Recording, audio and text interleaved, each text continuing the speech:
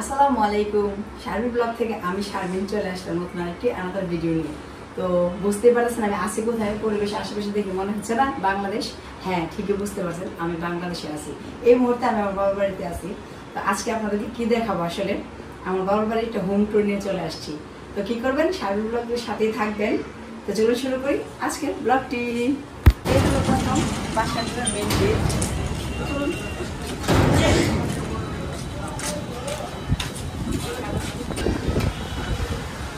এটা হলো ভিতরে।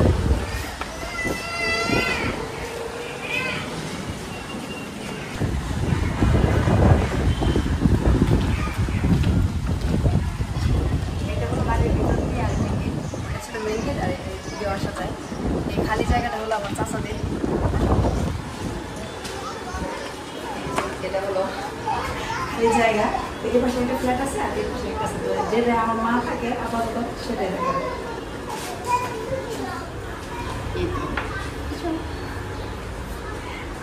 এটা হলো ডাইনিং স্পেস। তো এ পাশে হলো ড্রয়িং রুম, যদি বেডরুম। তো আজ প্রথমে ড্রয়িং রুমটা দেখাই। ছোটখাটো, আসলে একসময় ছিল অনেক বড়, দেখা যায় এখন চাচারা সব জায়গাটা চেঞ্জ করে একটু ছোট হয়ে গেছে। তো ড্রয়িং রুম একটু ছোট ছোট হলে সুন্দর গুছানো।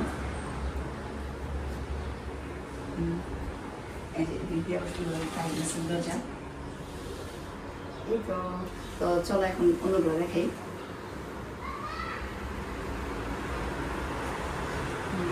তো এটা হলো আমার রুম, আমি যেটা থাকি।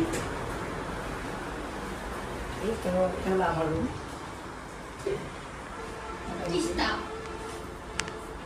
এদিক দিয়ে একটা বারান্দা আছে ছোট, তো ওটা দেখা যায় মাঝে মাঝে বন্ধই থাকে, বেশিরভাগ সময় খোলা হয় না। আর এটার সাথে একটা অ্যাটাচড বাথরুম আছে। আমরা তো গেস্ট অল্প সময়ের জন্য আসি, যখন আর বাকি সময় দেখা যায় বোনের জামাই আছে, ওরা আছে, যে বোনরা জামাই আসে তারাই এই রুমে থাকে। তো এখন আমরাই আছি। এটা হলো আমার আম্মার রুম, আমার ছোট বোন থাকে এই রুমে। এই হলো আমার মা। এই আলমারিটা অনেক আগে, এটা অনেক কাহিনী। আমার দাদার হাতে এটা, আমার আব্বুর, আমরা স্মৃতিস্বরূপ এটা রেখে দিছি। এটা অনেক মেয়াদ, অনেক বছর আগের। আম্মা কয়েকবার ঠিকঠাক করছে, তারপর এটা কোনো প্রকারে বিক্রি করে না, কারণ এটা স্মৃতিস্বরূপ রাখা। কেউ বলবে না এত পুরাতন। ওই যে বললাম দাদার হাতের স্মৃতি। একদম এটা হলো একদম সিম্পল বাথরুম। আর এটা হলো কমন বাথরুম সবার জন্য। এই তো, আর ছোট্ট একটা কিচেন রুম। আম্মা একাই তো একদম ছোট, আর আমরা তো জানেন কিনা আমাদের কোনো ভাই নাই, আমরা 5 বোন। তো ভাই নাই যেহেতু, ভাই বোন ওইরকম কোনো কিচেন টিচেন এরকম। আম্মা যেহেতু একা, আমার ছোটখাটো একটা কিচেন রুম। চলো দেখাই একটু। একদম এলোমেলো, সেজন্য আর বেশি দেখালাম না, অল্প সময় দেখাইলাম।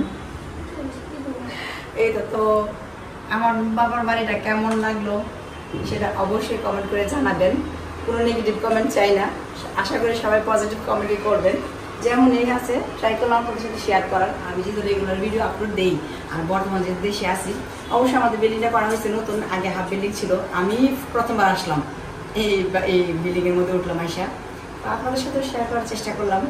তো এটা হলো আমার দাদার ছবি, দেখাই একটু।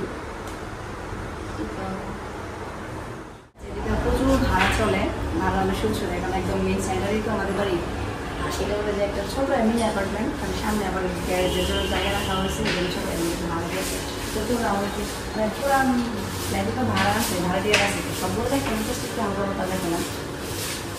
এটা হলো 3 তলা পর্যন্ত কমপ্লিট করা হয়েছে, আর আমি পরে করবো।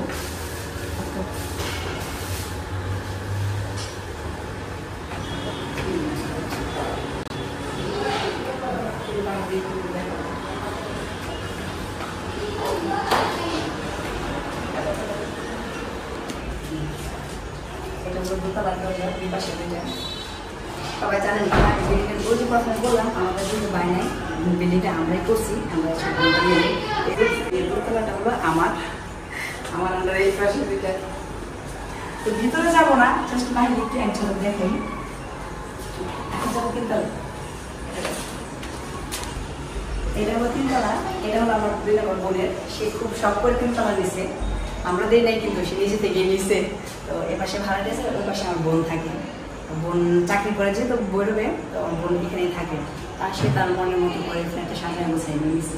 তো এখন তো বোনের বাসা যাবো না, নেক্সট টাইম আরেকটা ব্লগ নিয়ে আসবো বোনের বাসা একটা বন্ধু। তো চলো একটু সাথে এক পলক দেখে আসি, সাথে যাই।